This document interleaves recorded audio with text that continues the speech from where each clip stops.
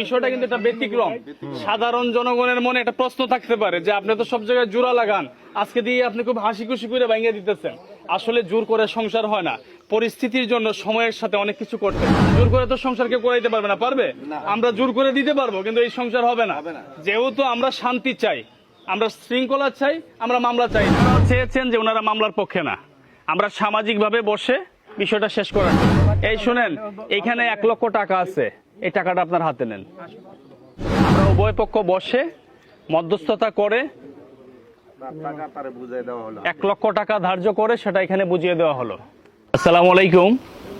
আজকে প্রথমেই কৃতজ্ঞতা প্রকাশ করব আমি আমাদের মাননীয় পুলিশ সুপার মহোদয় মুন্সিগঞ্জ জেলা এবং অফিসার ইনচার্জ মুন্সিগঞ্জ সদর থানা।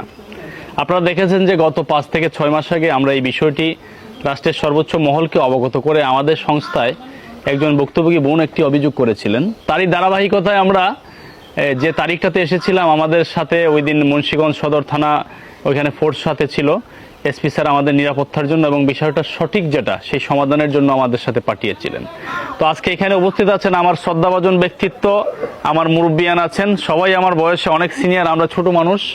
হয়তো কাজের সুবাদে দেশে বিভিন্ন জেলায় কাজ করি, কিছুটা অভিজ্ঞতা অর্জন করেছি, কিন্তু এখানে বেশিরভাগই আমার প্রবীণ এবং আমার মুরব্বী। আমরা সবাই উভয়ে মিলে আজকে যে একটা সিদ্ধান্ত আমরা এখানে এসেছি সেটা হচ্ছে কৃতিত্ব স্থানীয় মুরব্বীগণ, এবং স্পেশালি আমি কৃতিত্ব দিব এই যে আমার পাশে যে দেওয়ান পারভেজ বসা আছে, কারণ ও আমাদের ছোট ভাই হবে, বয়সে আমাদের অনেক ছোট।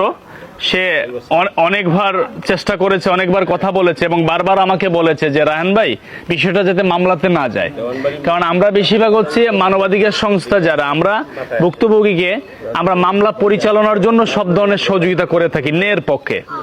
এই বিষয়টাও কিন্তু মামলাতে যাওয়ার মতোই প্রক্রিয়া ছিল, কিন্তু তার আগে আমি ভাবলাম যে না, এটা আমরা একটু বসে দেখি সমাধান করা যায় না। আর এখানে একটা জিনিস আমি কখনোই ওনার স্বামীকে আমি একা দুষব না, আমি বলবো যে উভয়ের দুজনেরই 50-50 দোষ আছে। এখানে যে যাকেই যত সাধু বানান না কেন, এটা কখনোই একপাক্ষিক বিচার করার কোনো সুযোগ নাই।